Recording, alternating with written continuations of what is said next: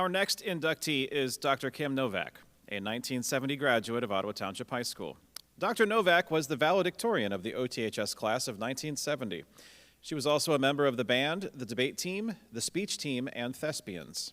When Dr. Novak graduated from the University of Illinois Veterinary Medical School in 1976, there were relatively few female veterinarians in the United States. Soon after graduating medical school, Dr. Novak returned to Ottawa and became co-owner of an existing veterinary practice. Today, Dr. Novak is one of more than 75,000 female veterinarians practicing throughout the country. She has volunteered and served as a member of the OTHS District 140 Educational Foundation Board, as well as the Illinois Valley Community College Foundation Board. She has also served as an advisor to the State of Illinois Disabilities Group. Currently, her veterinary practice in Ottawa is housed in a 5,400 square foot facility with 4 veterinarians and 24 full and part-time employees. The practice does both large and small animal work. And we're excited to welcome her here on stage tonight, ladies and gentlemen, Dr. Kim Novak.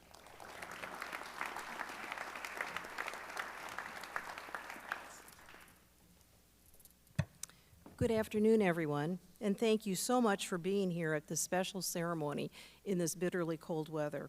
I certainly want to congratulate the other Hall of Fame inductees. Way to go. I personally am tickled pink, gobsmacked, and so very grateful for this honor. When my daughter told her husband that I had gotten into the Hall of Fame, he said, confused, "I didn't know your mom played a sport in high school." That anyone, even for a nanosecond, could think that I had the coordination to play any sport in high school also tickles me. So thanks, Ethan. I was fortunate enough to start life with 2 loving, supportive parents that were teachers in the Ottawa school system. Anyone raised by Coach Bill Root-Hogger Novak himself realized very early on that persistence was a virtue and giving up definitely wasn't. I was raised with a brother and sister who have been lifelong support system, and we were doted upon by grandparents and an aunt and uncle who treated us as their own children. That strong nuclear family is just a beautiful gift, isn't it? I had a great boss right out of veterinary school, Dr. Loomis, who then became my partner until he retired. He was willing to take a chance on a woman vet back in the day when there were no others in the area and darn few in the whole state. Or profession, actually. I married a wonderful man who found a lot of satisfaction in helping me build the practice while also farming full-time. How he held that old clinic together all those years, I'll never fathom. Then he was a huge part of building our new building and served as a general contractor and jack of all trades for the entire project. Gus Rinker has been a major part of my professional success, as well as a hilarious co-parent for our kids. Those 2 kids were a joy to raise and have become adults I'm so proud of. Thanks, Kate and Brian. Kate is mom to my 2 incredibly cute granddaughters, Emma and Lucy. How they bring laughter and joy to every day. Also, over the years, I've had a lot of coworkers at the clinic that have been an integral part of any success I've had, making my job something I truly look forward to pretty much every day.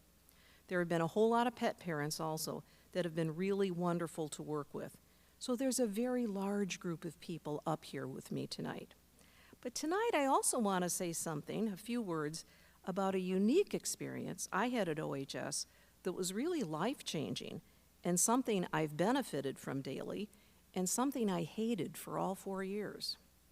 No, it wasn't math or science class, although many of my teachers here were superb.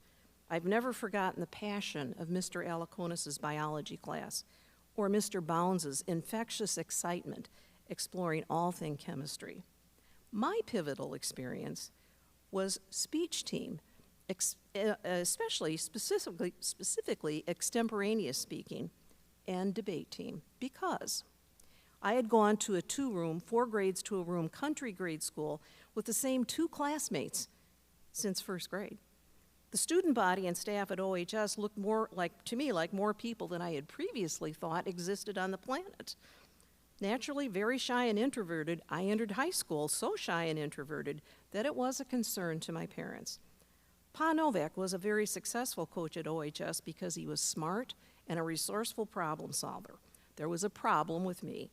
So to solve this, he went to talk to his fellow educators, specifically Mr. John, AKA Determined Duffin, and his sidekick, the fabulous Miss Fennessy, the speech team coaches, and Mr. Judson Logical Lusher, the debate team coach. Mr. Duffin allowed that he could probably squeeze me into the extemporaneous speech event, and Mr. Lusher allowed that he would do his best to squeeze me into the debate team. They vowed to get this girl talking. In reality, neither event had a lineup of eager adolescents clamoring to join the ranks. In reality, I was the only extemp speaker for most of my 4 years on the JV and varsity level, for good reasons, because in reality, those events were the stuff of nightmares. Here's how they went. Saturday, during the 3-month winter season, we left in the frigid pre-dawn to drive to meets, mostly in the suburbs. As extemp speaker, I drug huge boxes of alphabetized files about every imaginable current events.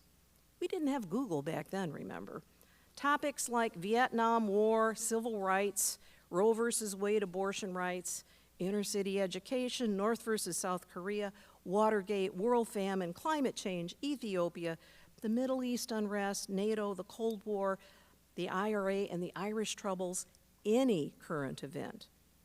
At the meet, the extemp speaker would pull a random topic out of the hat and hope to God that you had something in your files about the topic. You then had 35 to 40 minutes to prepare a well-organized, researched, 6 to 8 minute speech about the topic. You could use a few note cards, but ideally it would be memorized, and at least 3 truly expert sources had to be referenced. Then, for more fun, a group of 1 to 3 judges sat in the back of the room writing out critiques while you spoke, judging us on speech content, clarity, organization, quality of sources, our delivery, even our personal appearance. Proper attire was usually a wool suit and dress shoes, so I looked like a midget, pimply lawyer wannabe. We were then ranked against other speakers in this round based on the points that the judges awarded us. We did this 5 to 7 more times on that same day. New draws from the hat, new prep, new delivery of those speeches. That is the stuff of nightmares. You can see why Mr. Duffin was able to squeeze me into this event. Debate team was a tad better. At least you had a partner to share the misery with and one topic to research. These Saturdays were my root hog or die call to action. It was a version without cleats or shoulder pads. I just knew I was going to perish from the fright, and yet I didn't. Somehow I persisted, and after a couple of these Saturdays, I thought maybe I should improve those research files. So I did. Then I figured I could read those critique sheets and work on what the judges thought I needed improving. So I did. Then I decided to watch the other speaker in the rounds and learn from them. I was truly a pathetic speaker when I started, but slowly, I got a bit better. I was able to start earning points towards our team total and even brought home a little hardware on my own junior and senior year. They did get this girl to speak. And I had developed a scaffolding for concise, intelligent communication that accompanied me to college, through veterinary school, and to every exam room, into business meetings and employee talks. Most recently, it helped me shepherd the clinic through the minefield that our pandemic caused for us essential businesses.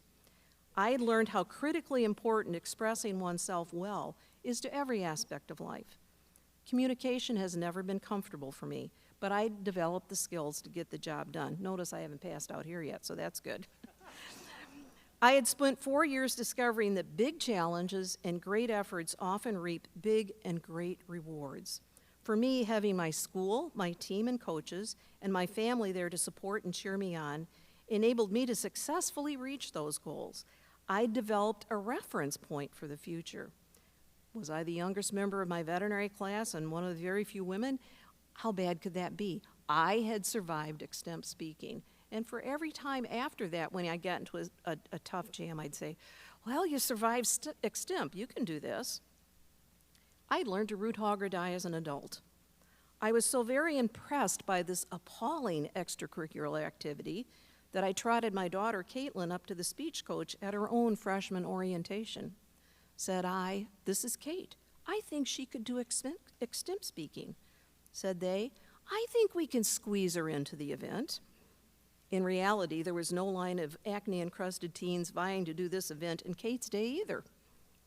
My story is not unique. I'm just one of thousands of teams this wonderful old school has impacted over the years through academic and trade programs, clubs, sports, and other extracurricular teams. A really great high school provides a safe, strong bridge to the greater expectations of adulthood. And Ottawa is a really great high school.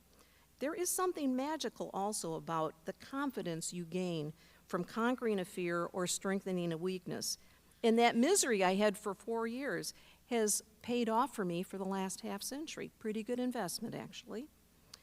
Our teachers, coaches, and support staff all provide this opportunity for our students, and I am so proud to be an OHS alumni.